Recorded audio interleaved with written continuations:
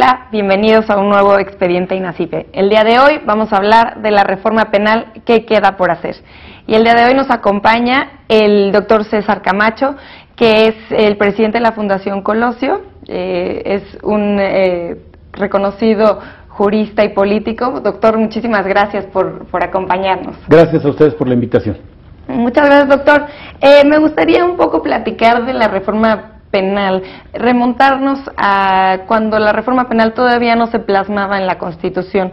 Sé que usted era un promotor de la reforma al sistema de justicia penal mexicano y también que existían algunas organizaciones de la sociedad civil que también las promovían. ¿Cómo fue que comenzó este movimiento hace ya casi 5 años? Pues hace 5 años las condiciones en las que vivía el país no eran radicalmente diferentes de las que vive hoy. Uno de los grandes retos que enfrentábamos los mexicanos y por supuesto las autoridades teníamos que apercibirnos de la urgencia con la que había que responderle era exactamente el de la seguridad y la justicia. Pero entonces se planteó algo que parecía un dilema. Vamos a optar por endurecer las medidas del gobierno para lograr mayor eficacia en el combate al crimen, subrayadamente contra el crimen organizado, o vamos a adoptar figuras jurídicas garantistas que respeten los derechos de las personas. Parecía, decía yo, un dilema insalvable, porque a decir de algunos, ¿cómo es que teníamos que darle derechos a los que estaban agraviando a la sociedad, a los que le hacían daño? A veces decían algunos, les dan más derechos a los delincuentes que a las víctimas. Entonces, la discusión empezó efectivamente hace prácticamente 5 años, planteándose esta opción: mayor eficacia en las medidas que el gobierno debe tomar para tener tranquila a la sociedad, para devolverle la paz, la garantía de seguridad y de justicia, o respetar los derechos de las personas. Después de largos debates, muchos de ellos impulsados desde la sociedad civil, efectivamente, la Red Nacional por los Juicios Orales y el Debido Proceso Legal, que agrupa de hecho a decenas de organizaciones que han abrazado esta causa, ellos, algunas instituciones de corte académico o las universidades mismas, las facultades de Derecho, se interesaron en el tema y generamos un gran debate, al término del cual concluimos que las dos opciones no solo no son antagónicas, sino son inevitablemente compatibles. Es decir, hay que ser más eficaces en el combate al crimen organizado, pero hay que hacer justicia. Y no se puede, el Estado no puede ser contradictorio pidiendo por un lado una justicia que respete los derechos de las personas y ser el primero en no respetarlos, o en conseguir una confesión a través de la tortura, por ejemplo. Es decir, no puede desdecirse el Estado en la promoción de ciertos valores que hoy tienen una especie de reconocimiento universal. Es decir, si a alguien se le comprueba la responsabilidad en la comisión de un delito, debe castigársele de manera, diríamos, severa, sin que ello entrañe que no tenga un defensor, o sin que ello entrañe que la confesión, como dije, se consiga a través de medios ilegales, y yo me atrevería a decir hasta inmorales o carentes de ética. Fue así como después de meses, de más de un año de discusiones a lo largo y ancho del país y con la participación de legisladores y dirigentes de todos los partidos políticos, esto me parece un dato importante, de todos los partidos políticos, es así como el llamado Poder Revisor de la Constitución, es decir, no solo las 2/3 partes de diputados y senadores al Congreso de la Unión, sino la mayoría de las legislaturas de los estados, aprobamos en aquel tiempo la gran reforma al sistema de seguridad y justicia. Una reforma que tocó 10 de los 136 artículos de la Constitución, es decir, en términos cuantitativos es una gran reforma, pero en términos cualitativos lo es todavía más, porque la reforma pretende, y lo digo en presente, no pretendió, sino pretende, porque hoy mismo tiene enormes retos que afrontar, cambiar la mentalidad de los mexicanos, pretende devolver confianza a las instituciones de seguridad y justicia. Y diría, para terminar esta parte, esta es una de estas llamadas reformas estructurales, porque no solo tienen impacto en la vida, diríamos, jurídica, también tienen impacto en la economía. un país que tiene un sistema de justicia confiable es un sistema también, o es un país apto para las inversiones. Es un país en el que los grandes capitales saben que van a estar a buen recaudo, que no va a haber impunidad, que va a haber respeto a la ley, que las instituciones son fuertes. Es decir, es una reforma de esas de hondo calado que tanta falta le estaban haciendo, le siguen haciendo a México y a los mexicanos. Y se logra, entonces se logra en el 2008 hacer esta reforma constitucional. Hoy, ya casi 4 años y medio de que se plasmó en la Constitución, todavía quedan muchas cosas por hacer. Me gustaría tocar, iremos hablando de varios temas, de las cosas que quedan por hacer, pero me gustaría tocar el tema del Código de Procedimientos Penales del sistema acusatorio. ¿Es grave que todavía no contemos con uno? Es vital que contemos con uno.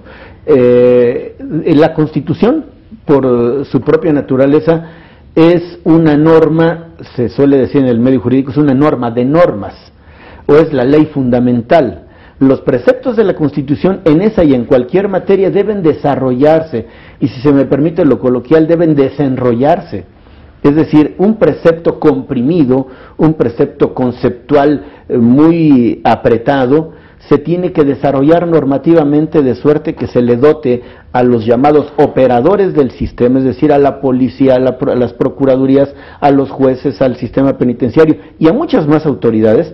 Es necesario que se les dote de herramientas que desarrollen correctamente la norma constitucional, es decir, los principios, los valores, la intención de ese poder revisor de la Constitución. Es decir, en una especie de pirámide, esta es la cúspide, y la cúspide es una punta pequeña. Los siguientes niveles de la pirámide son más anchos. Entonces, eso es lo que normativamente debe ocurrir. 10 artículos constitucionales seguramente darán paso a cientos de artículos del Código de Procedimientos Penales, de la Ley de Ejecución de Penas, de la Ley de Extinción de Dominio, de las leyes para las víctimas, de los mecanismos de justicia alternativa, por hablar de algunas, entre muchas. Pero yo diría que la norma secundaria más importante es justamente el Código Federal de Procedimientos Penales. Y dicho de paso, porque aunque los estados son los responsables de esto que técnicamente llamamos el fuero común, es decir, la responsabilidad de las entidades de perseguir a los delincuentes y de investigar delitos en ciertas conductas, ciertos delitos, al final las normas, diríamos, son comunes para todos. No estoy sugiriendo que calquen los estados las normas del Código Federal de la materia, pero las normas del Código Federal de la materia arrojan luz, es decir, orientan. Por supuesto, en cada estado se discutirá, como ha estado ocurriendo, la viabilidad de ciertos preceptos, pero es muy importante siempre como un marco de referencia, como una estrella polar para no perderse, que haya un buen Código Federal de Procedimientos Penales. Yo insistiría de manera muy breve, sintetizando mi posición, urge el Código Federal de Procedimientos Penales. ¿Y usted qué cree que en el próximo periodo de sesiones del Congreso ya se pueda aprobar? Bueno, yo no me atrevería a decir que en el próximo o en tal o cual, esta es responsabilidad de los legisladores federales. Siendo una ley secundaria, no tiene que ser aprobada por 2/3 partes, ni irse a dar una vuelta a la minuta, como se le llama técnicamente a esta decisión legislativa. Las dos cámaras, la de senadores y de diputados del Congreso de la Unión, son quienes deben aprobarlo. Yo estoy seguro que en la agenda legislativa de los partidos, que también, por cierto, se somete a consenso, es una agenda legislativa en donde ningún partido tiene suficiente fuerza para imponerla, es una agenda legislativa consensuada. Yo hago votos porque en ese consenso construido esté incluido el Código Federal de Procedimientos Penales cuanto antes. Y, por ejemplo, hablando de los códigos de procedimientos estatales, sé que 13 estados de la República aún no los tienen, porque los demás ya. Y de estos 13, solamente 10 han presentado sus propuestas. Hay 3 estados que no tienen nada. A ver, le hago una precisión jurídicamente importante. Sí, claro. Todos los estados tienen Código de Procedimientos Penales. absolutamente okay, todo. Sí, claro. El problema está en que tienen tan anticuados códigos de procedimientos penales que algunos no solo no están en sintonía con la reforma constitucional, sino están francamente en contra.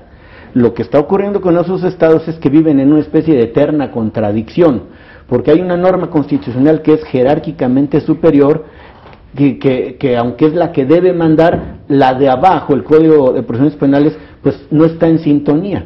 Efectivamente hay estados que lo han hecho, algunos lo han hecho bien y algunos lo han hecho con buena intención, pero no necesariamente bien. Es decir, al desarrollar normativamente hablando el código o las normas o los preceptos, hay equivocaciones que están en franca contradicción con el código, con la Constitución. Le voy a dar un ejemplo a manera de muestra.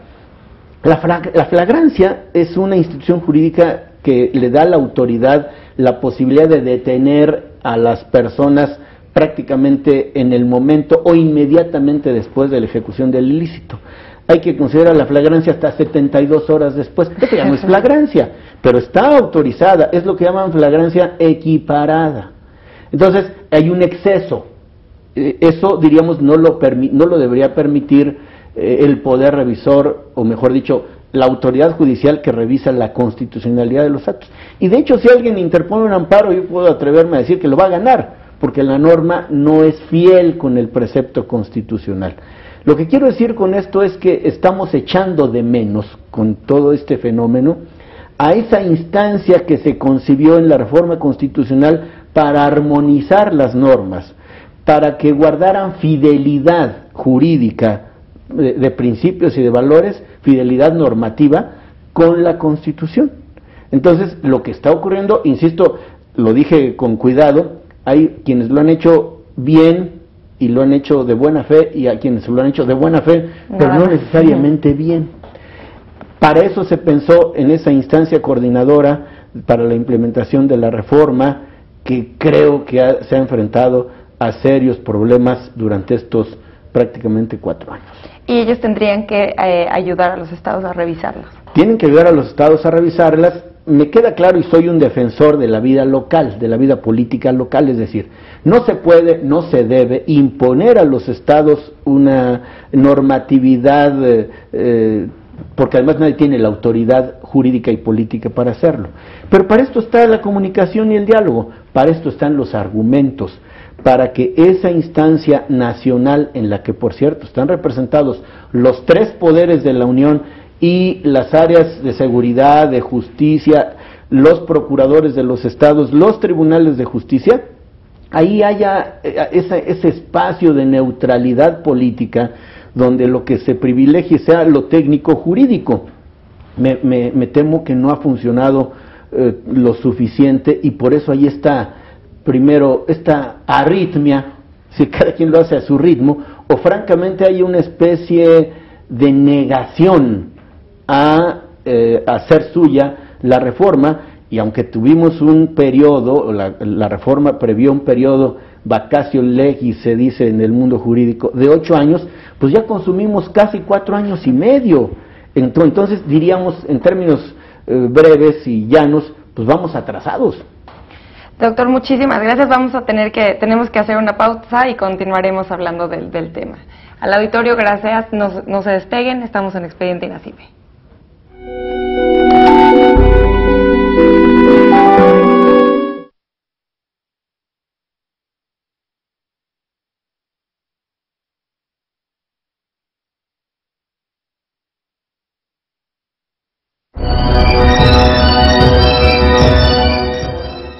Gracias por continuar con nosotros en Expediente INACIPE. Les recuerdo que pueden estar en contacto con nosotros a través de las redes sociales, así como en nuestro Twitter, que es @expediente_. Queremos saber sus comentarios y sus sugerencias acerca del programa. Doctor César Camacho, nos estaba diciendo, disculpe que lo interrumpí, tuvimos que hacer un corte, de que vamos atrasados. Sí, hablando de una manera simplista, en el tiempo que vamos y cómo se están viendo los avances, pues sí se podría decir que vamos atrasados. Me gustaría un poco que nos contara de qué recursos se les dieron a los estados para la implementación de la reforma y si son suficientes para que los estados puedan o para que todo el país pueda implementarla. Para poner en contexto la respuesta, déjeme decirle que hubo alguna discusión hace algunos años, todavía en la 60ª legislatura, sobre la instancia de coordinación. Se lo digo porque llegaré a contestar la pregunta que me formula. Sobre quién debía hacerse cargo digamos, hacerse cargo política y administrativamente de esta instancia de coordinación. La Constitución o el transitorio de la Constitución no decía nada específicamente sobre el tema, solo hablaba de que en esa instancia debían estar los 3 poderes. El Ejecutivo la hizo suya y creó un órgano desconcentrado que adscribió, es decir, que lo hizo depender de la Secretaría de Gobernación, la Secretaría Técnica justamente para la implementación de este sistema. CETEC es conocida por sus siglas en el medio jurídico.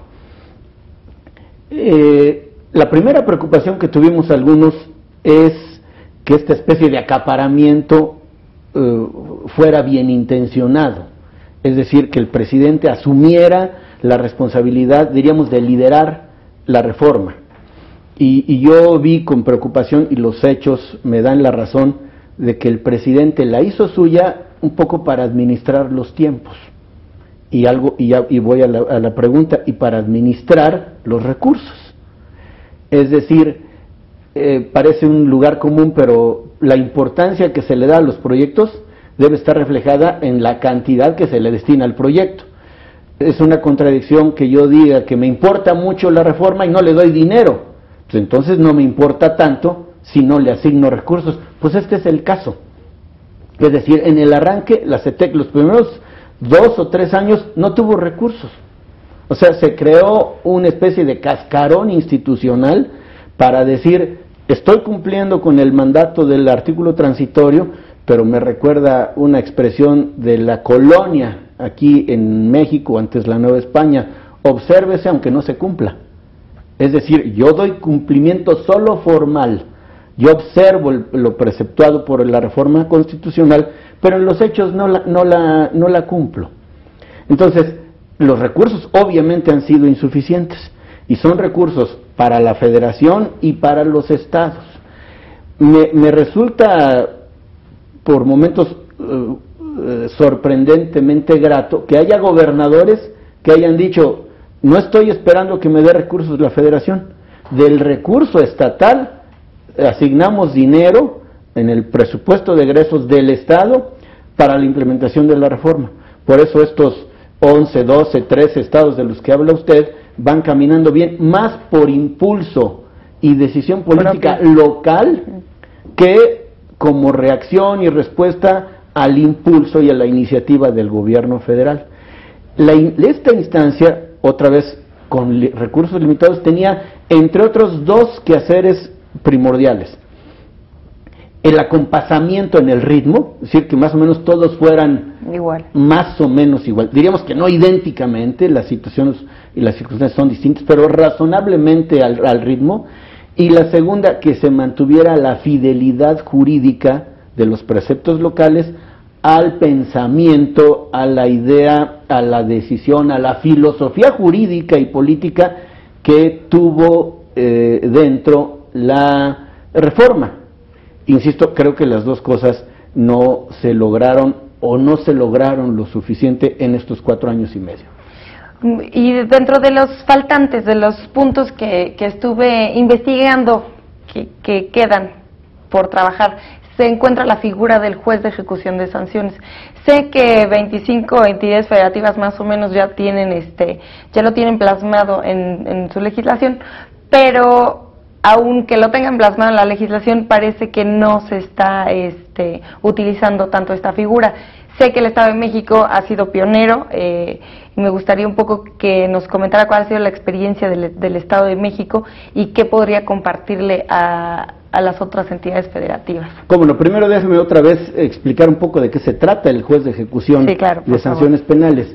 Tradicionalmente conocemos un juez que no tiene ningún adjetivo ni ninguna explicación, es un juez simple y sencillamente.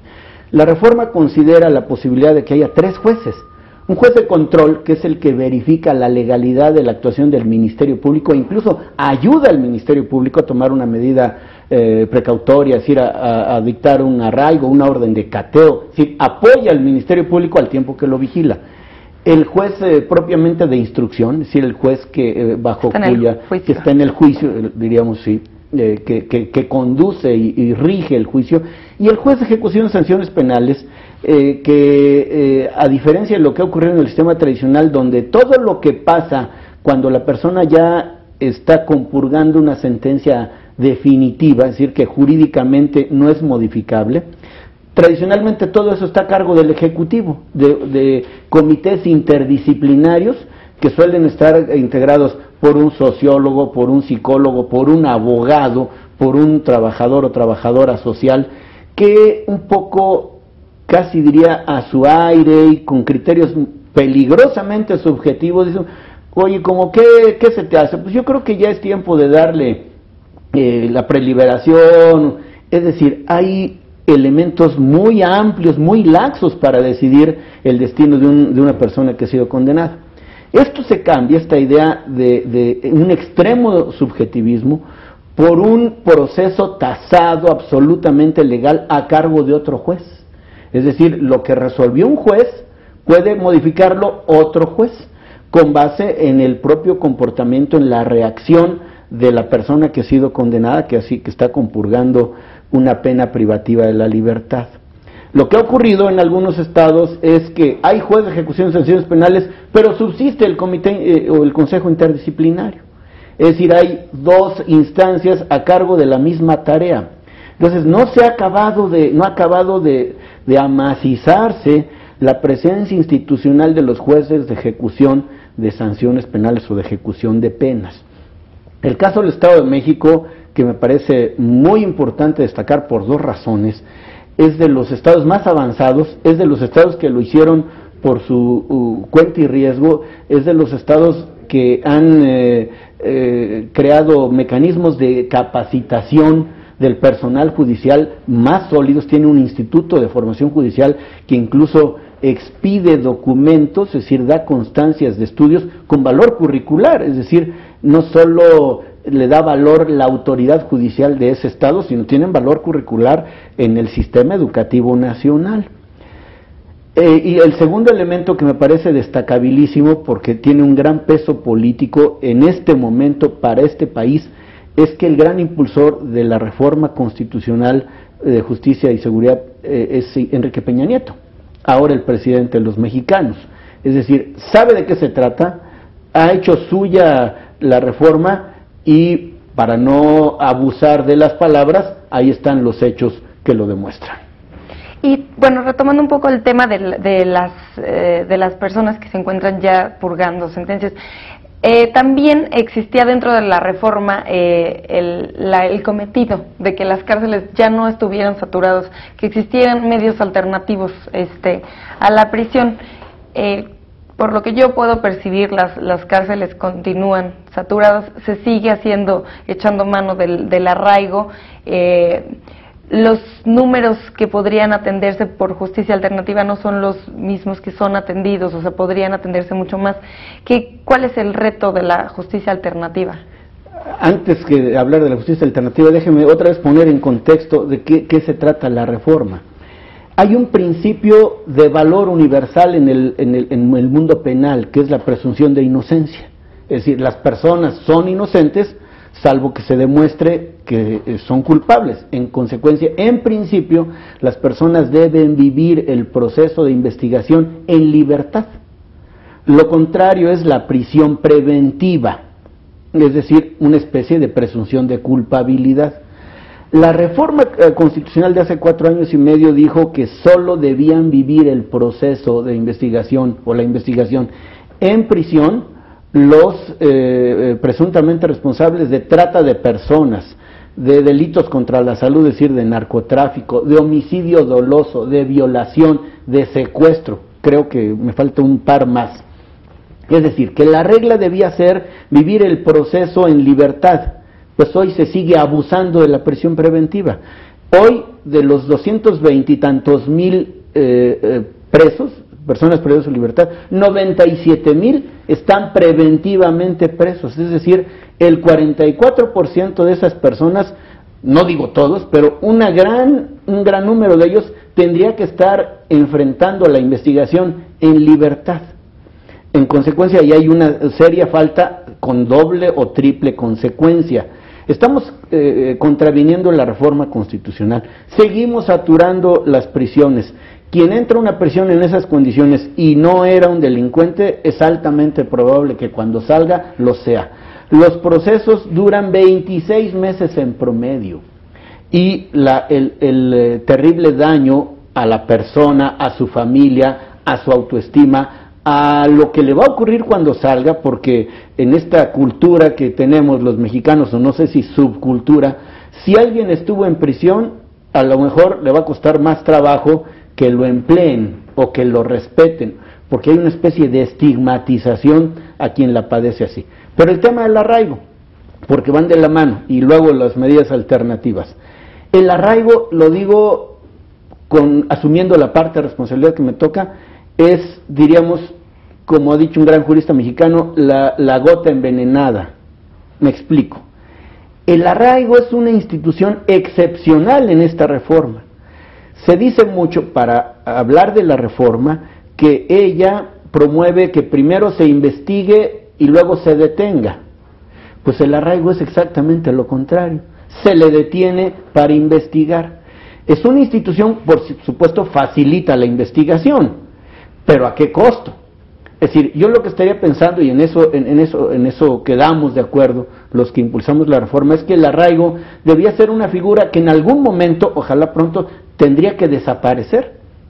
Repito, facilita la investigación, pero es atentatoria de los derechos de las personas. ¿Qué ha pasado en este tiempo? No ha habido un uso, sino un abuso del arraigo. Sobre todo en el ámbito federal, hay gente a la que se le arraiga, son 40 días los permitidos en principio, se puede duplicar el número, o sea, 80 días, y lo que ha ocurrido es que hay gente arraigada, confesa, que sigue arraigada, en lugar de que si ya confesó, ya para qué la arraiga, la mando con el juez para iniciar la investigación a cargo del juez. O arraigos que terminan diciéndole a las personas 80 días después, disculpe usted, será otra ocasión. O de que después del arraigo hay consignaciones ante el juez, pero no logran sentencias condenatorias. Es decir, estamos hablando del abuso de una institución que al final, no obstante el abuso, no ha dado buenos resultados. Y lo último, lo de los mecanismos alternativos. El sistema penal tradicional casi es un sistema que hace un monumento a la solemnidad, a la formalidad y al proceso escrito. Es decir, parece que los abogados tradicionales se afanan más en cumplir rigurosamente los trámites que en hacer justicia. Entonces, como no todos los asuntos, esa es la filosofía de la reforma, deben terminar en una sentencia condenatoria, hay asuntos que por su naturaleza permiten las salidas alternas, los medios alternativos. Si hay un delito patrimonial donde alguien sufrió solo daño en sus cosas, en su dinero, y es resarcido, lo cual no exime al culpable, al responsable de tener una sanción, a lo mejor ahí se acaban las cosas. Por supuesto, siempre bajo la dirección del juez, siempre a satisfacción de la víctima y siempre, cuando hay admisión de la responsabilidad, con una sanción. Pero este es un mecanismo del que, así como dije que del arraigo ha habido un abuso, de este mecanismo no ha habido suficiente uso.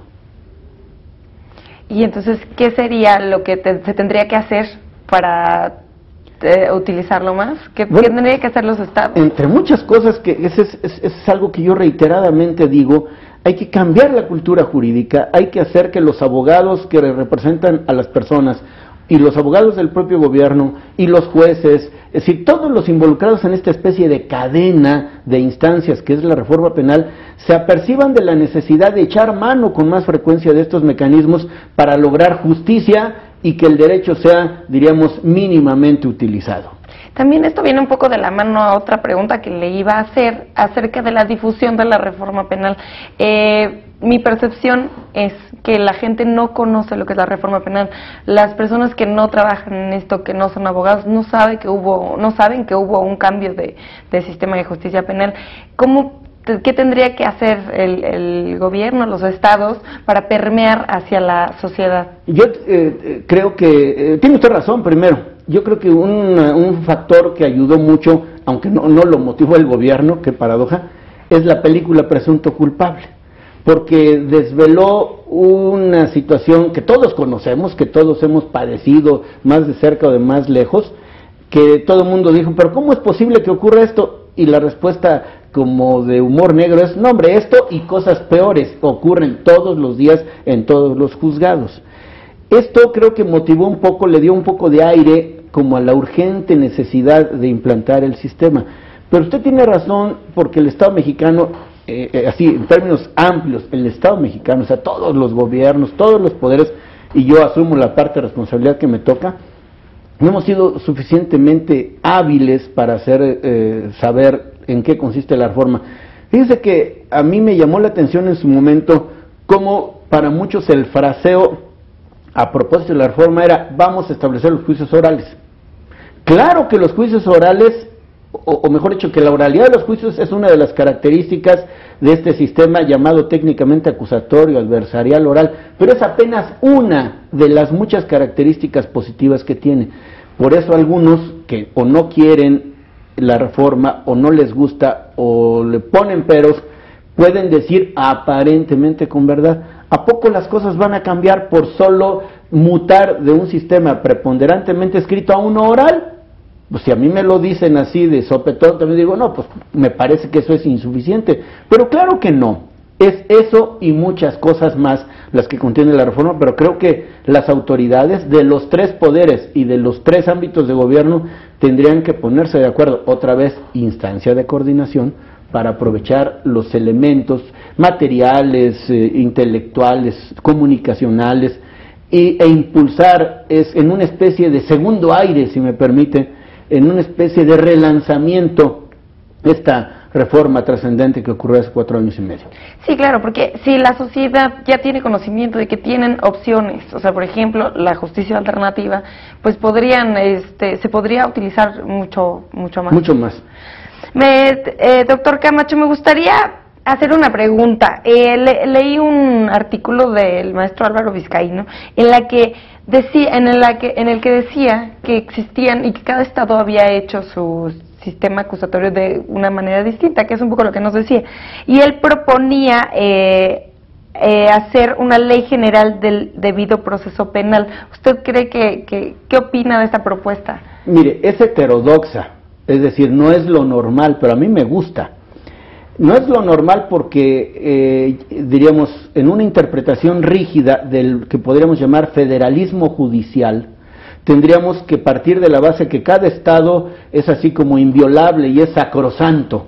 Los que cada estado a nadie se le ocurra molestarlo ni con el pétalo de una iniciativa. Es decir, estoy jugando con ello, pero cuando uno lo ve con este radicalismo diría, no, que cada estado lo haga. Bueno, está bien que cada estado lo haga, el problema está que o no lo hace, o algunos lo hacen mal, como le dije, de buena fe, pero equivocándose, o algunos francamente en contra. Esto que comenta Vizcaíno puede ser porque las leyes generales, a diferencia de las leyes federales, que solo se aplican en el ámbito federal, las leyes generales obligan a la federación y a los estados por igual. El debido proceso es otra manera de llamarle a lo procesal, para que no haya confusión. Es como decir una ley general procesal penal del debido proceso. Es una manera más contundente de frasearlo, pero al final el contenido es prácticamente el mismo. Pero déjeme decirle que hay opciones. La Conferencia Nacional de Tribunales Superiores de Justicia, la CONATRIP, que además es una manifestación de un nuevo modo de hacer política en este país, es decir, la reunión de todos los tribunales de justicia, que hace 12 años hubiera sido impensable, con un sistema político más cerrado, hoy se reúne con periodicidad y tiene relación con la Corte, con otros tribunales, y han sacado un código de procedimientos penales tipo, es decir, un código amplio, un código con cauces y márgenes generosos, para que cada estado adopte de ese código tipo lo que más le gusta y le conviene, de suerte que hay una especie de garantía de homogeneidad, con el espacio suficiente para que cada estado quite o ponga lo que le viene bien de acuerdo a su cultura jurídica local, que ese es quizás el único pero, si se le puede llamar así, a esta ley general del debido proceso, es decir, que haya cosas que consideren los estados que no le van.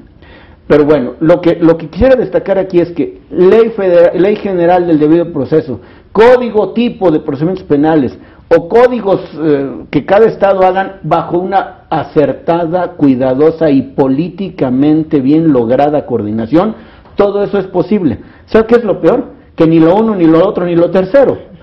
Es decir, esas son alternativas, son opciones viables. El problema está en que, diríamos que parece que arrancamos o medio arrancamos, pero no acabamos de despegar.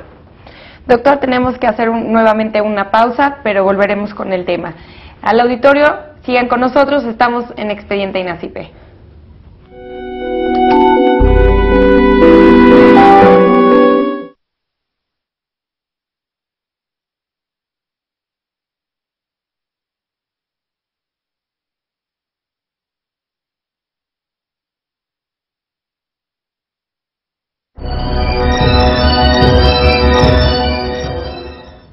Gracias por continuar con nosotros en Expediente INACIPE. Les recuerdo una vez más que pueden estar en contacto con nosotros a través de las redes sociales, los números telefónicos que aparecerán en sus pantallas, así como en nuestra cuenta de Twitter, que es @expediente_. Queremos saber sus sugerencias y comentarios al respecto.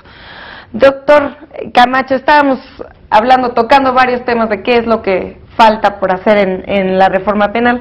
Otro de los puntos que me gustaría tocar y que me parece que quedan todavía pendientes es el tema de la autonomía del Ministerio Público, ¿no?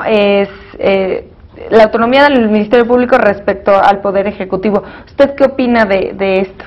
Bueno, primero le hago una precisión. La reforma no contiene este precepto. No. Es decir, no estamos en falta porque, bueno, es decir, no en este aspecto, porque ese fue un tema sí discutido, largamente discutido, y al final concluimos, quienes participamos en la discusión, que no debíamos tocarlo. Yo le daré mi opinión personalísima. Yo creo que cuando se fragmenta demasiado el Estado mexicano se corren riesgos de desmantelamiento. Si hoy tenemos instituciones constitucionalmente autónomas, el IFE, el Banco de México, la Comisión Nacional de los Derechos Humanos, otras con una muy próxima autonomía, no tal como el INEGI, y así.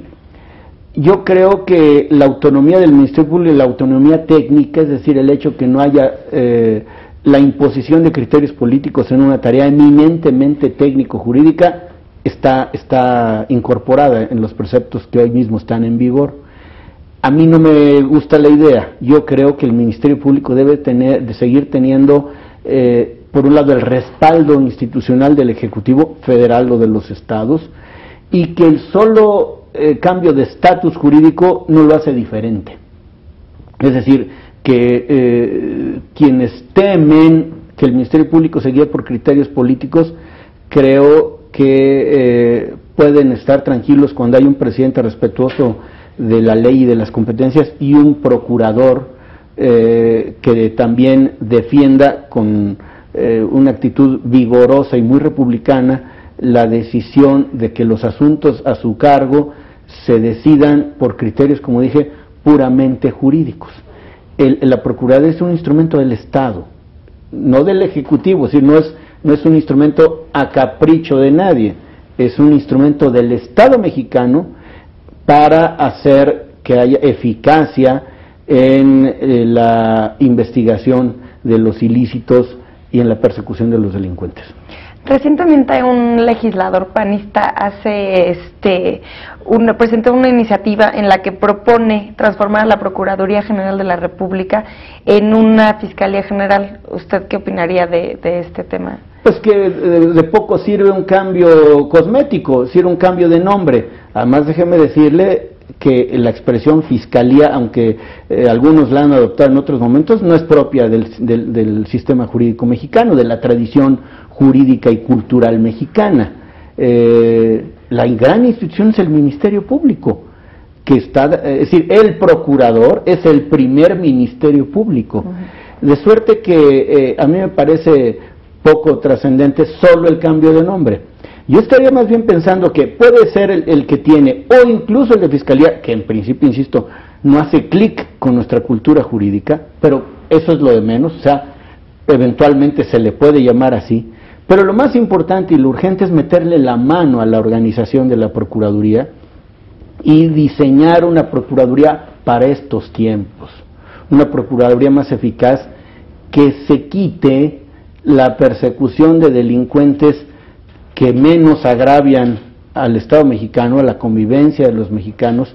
Alguien lo hará, por supuesto, es decir, no estoy sugiriendo impunidad, alguien hará esa tarea, pero que la PGR o su equivalente, diríamos, esté a cargo de lo más granado de la problemática social convertida en delito, porque es lo que está agraviando al Estado mexicano en su conjunto y es lo que nos está restando, diríamos, impulso, paz, tranquilidad, y la gente puede vivir con muchas carencias quizás, pero difícilmente puede vivir en un ambiente de justicia denegada, o de franca injusticia, o peor, así que es lo que hoy hiere más, de impunidad. Para decirlo en el lenguaje común, para ver con terrible tristeza y desencanto que el que la hace no la paga. Muchas gracias, doctor. Me gustaría tocar un tema. Existe una propuesta del presidente Enrique Peña Nieto que consiste en constituir una gendarmería o una policía civil militarizada. ¿Usted qué piensa de este concepto? El señor Peña Nieto desde campaña fue muy enfático y muy insistente en esta propuesta, porque creo que requiere la policía cirugía mayor. Es decir, son de estos cambios no de nombre, sino son cambios de diseño institucional, cambios radicales que transforman las instituciones y que no desechan las cosas buenas, las buenas experiencias, y menos a las personas buenas, que creo que para fortuna de los mexicanos son las más, sino que requiere, a partir del estudio de casos exitosos en otras partes del mundo y de lo que pasa en México, se requiere, lo diré coloquialmente, un traje a la medida. Es decir, una institución hecha por los mexicanos para los mexicanos, que recogiendo o recuperando, trayendo los principios de disciplina, de orden, de verticalidad del ejército mexicano, pueda tener o pueda ser una corporación de carácter civil. O sea, con cambios radicales. Claro. Doctor, ¿usted cómo concebiría un plan estratégico a 3 años y medio para avanzar en la implementación de la reforma? Yo sé que esto es una pregunta como muy compleja y podría tener mucho. Mire, lo que estoy convencido que requiere la reforma es liderazgo. Y yo creo que el señor Peña lo tiene, lo demostró en el Estado de México, no solo el carácter firme de un líder, sino el conocimiento, la comprensión de la reforma y la voluntad política para ir tras ella.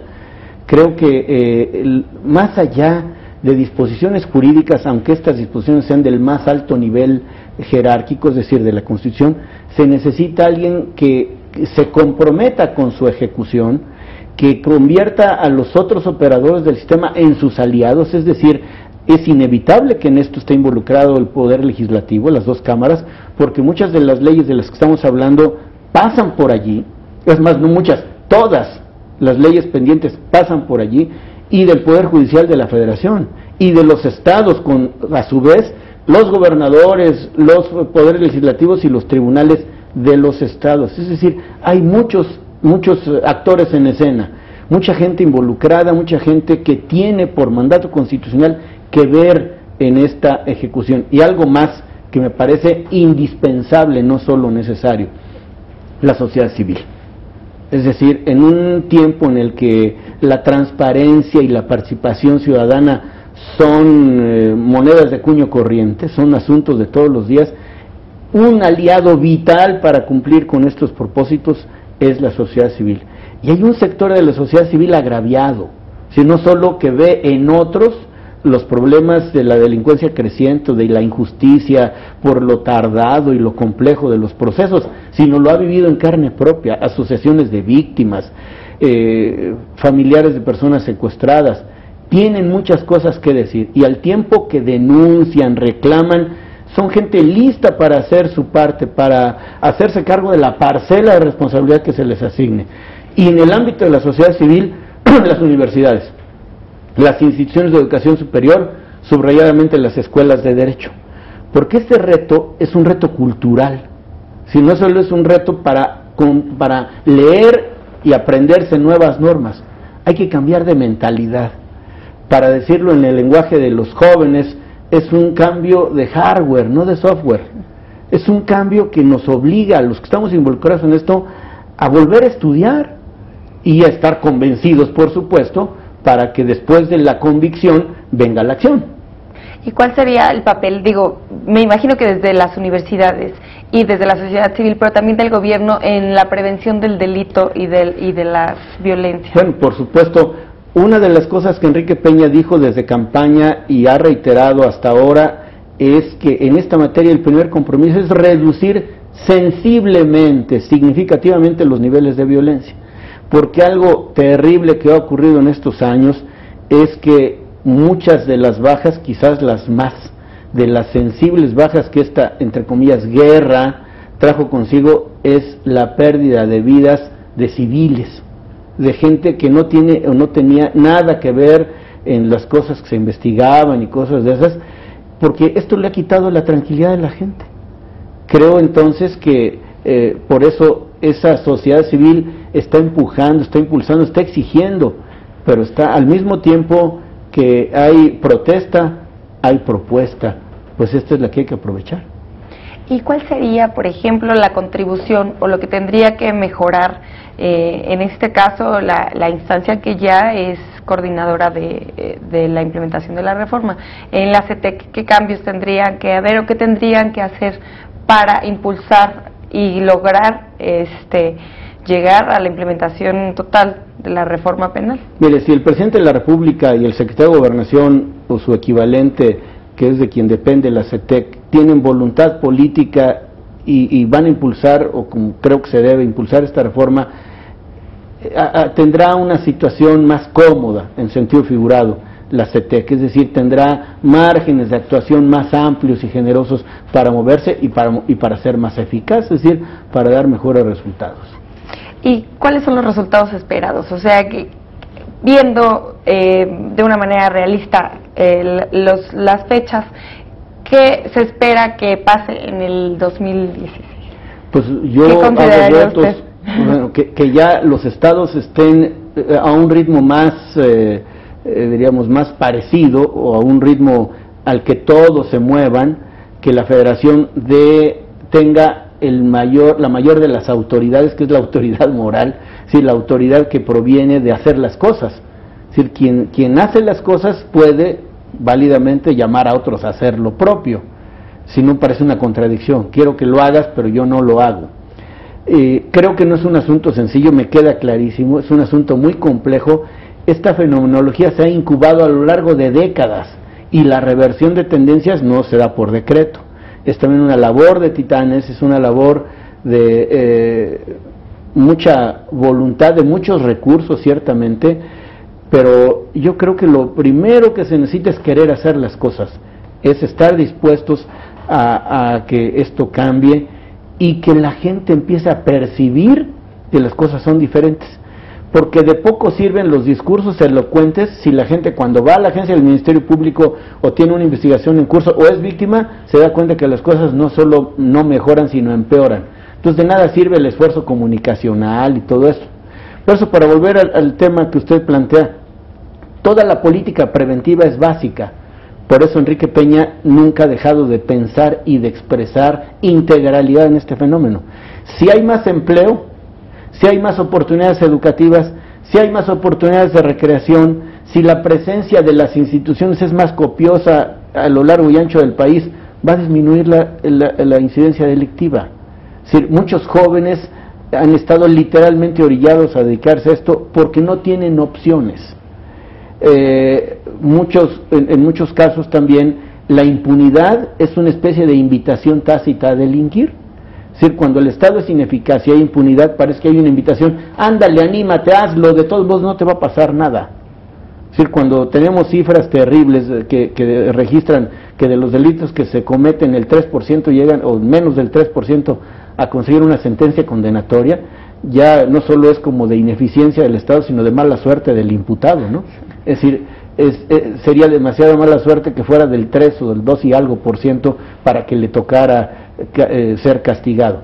Creo que insisto, no lo veo como un asunto sencillo ni de inmediata resolución. Me queda clara la complejidad de este fenómeno, pero si nos dejamos vencer porque esto parece terriblemente retador y no puedo con él, pues entonces dedicámonos a otra cosa. Sí es retador, sí es difícil, sí va a entrañar mucha cabeza, mucha fuerza interior, de la mucha voluntad convicción, también de los estados, ¿no? Por supuesto, digamos, insisto, hay muchos operadores en esto, hay muchos responsables del sistema. Yo solo hago votos porque todos los que algo tenemos que ver con ello, asumamos nuestra responsabilidad. Muchas gracias, doctor. Quisiera hacer alguna breve conclusión sobre el tema. Sí, que me parece que la justicia es lo mínimo a lo que podemos aspirar los seres que vivimos en sociedad. O sea, es algo que la gente no va a perdonar no tener. Es decir, todos sabemos que en la medida en que se hace más compleja la vida en sociedad, los problemas menudean. Pero si la gente sabe que el que atenta contra los bienes jurídicos de los demás, contra la sociedad misma, tendrá castigo, y que a las víctimas las vamos a arropar, y que el Estado va a ser eficaz, y que vamos a entrar en un proceso de reeducación, los policías, los ministerios públicos, los jueces, el personal penitenciario, creo que es un asunto que poco a poco va a ir revirtiendo tendencias y la gente confiará en sus instituciones de procuración y de administración de justicia. Porque solo así tiene sentido la ley, el derecho y todo lo demás. Doctor César Camacho, muchísimas gracias por habernos acompañado, por haber aceptado la invitación a este expediente INACYPE. A ustedes. Al auditorio los invito a continuar con nosotros la próxima semana en un nuevo expediente INACYPE.